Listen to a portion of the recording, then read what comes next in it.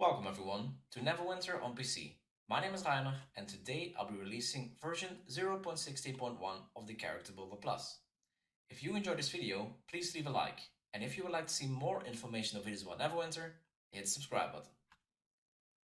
So yesterday I released a video already about version 0.16.0 where we released the Toon Manager, and well, it's not very unlikely of course, but there were a couple of bugs in there.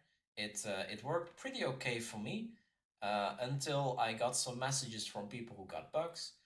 And in the meantime, I also found one myself, which I think someone else also stumbled upon. So I really thought it was necessary to make a new version. Normally, for bug fixes, I don't really make a video. But in this version, I also want to show you something that I made again. So I actually added yet another feature in this character builder, and we'll get there at the end of the video. So let's step through it. It's one day, it's still before Christmas, so this is a second Christmas present. So there were a couple of problems with the Star Shop. I didn't really test it before. I only tested the gift purchase, which did work, but the other purchases didn't work. I fixed that, so now all the purchases work in the shop. There also were some problems with character detection. Sometimes the character detection saw that there was a login, but there was no character mentioned in the login. I now ignore those occurrences. So yeah, the logging of the game is not very reliable. Let's say it there. This one is the one that I stumbled upon myself while making this new feature. If you in the 0.16.0 version enable Game Connect either via the via Game Connect directly, here you can enable it for a server, or in the combat log analyzer before ever opening the Toon Manager, yeah, the character, the database would basically be cleared because I loaded it when you open the window.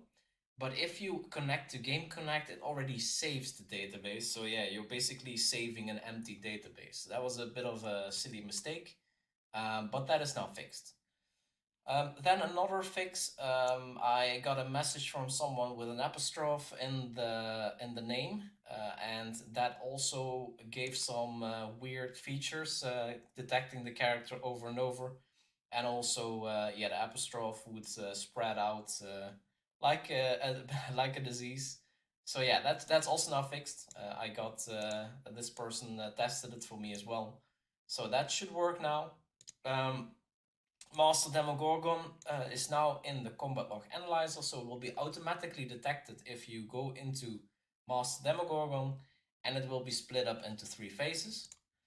And then the feature that I want to make a video about, it's not going to be a long video I think, but I added a cooldown overlay. So this is also why I figured out that enabling Game Connect here would give an error, but I added this section down here for cooldowns. You can enable and disable it, and this will make it so that you have another overlay on the game, which shows you at the moment only the elemental strands, and that's of course, let me go into the game. So if I go into the game here, let's maximize. You don't see anything at the moment, but we have of course right now the increased elemental strands event going on, which means you get double the elemental strands. Typically what you would say is just throw the hawk or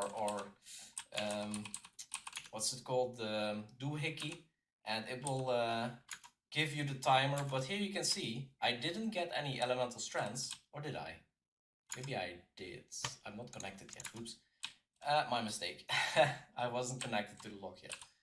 Did I? I don't even know if I got elemental strands. Doesn't matter. I'm just gonna wait a bit for the hawk in this case. So yeah, instead of not relying on the hawk here, and sometimes you don't even get it immediately when the hawk pops, if the first hit didn't get it.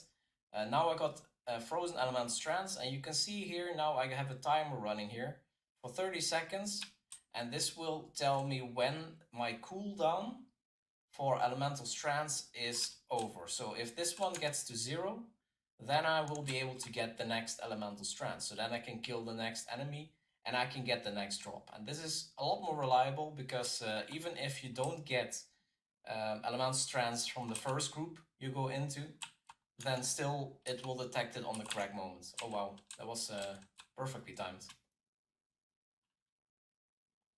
So as you can see, this works really nice. And at the moment, I'm only detecting the elemental strands, as I say, but this can be also for rare creatures, maybe heroics. I could do something with even combat cooldowns. Some items, some equip bonuses have cooldowns. Some features have cooldowns, things like that. I could, if possible, add those also in this overview, in the cooldown overview. And that would give a lot more side information about the state of your character, which is, I think, very, very helpful. Of course, in this event is already helpful, but in combat it might be even more helpful if you know exactly when a certain feature is off cooldown. Wow, I was too early. Oh. I think what I do is I set it to 31 seconds. So and it takes a little bit of time to detect it in the chat log, of course. So this is slightly behind, but the difference is so minimal. Throwing the hawk is actually slower than the delay that you have here with this overview, and it's much more practical, if I say so myself. So yeah, let's do one more. Go in here. And you can see that it will again detect that I got some elemental strands. So yeah, that's the new feature that I wanted to show you guys. Again, if you have any ideas on what you would like to see using this cooldown overlay, let me know in the comments. Feel free. All the remarks I will read and respond to. Every feedback is welcome, of course. Anyway, don't need to make the video longer than it has to be, so I'm gonna cut it off here. If you have any remarks on this video or any suggestions on what to investigate next, feel free to leave a comment below and don't forget to subscribe. Thanks so much for watching and see you in the next video.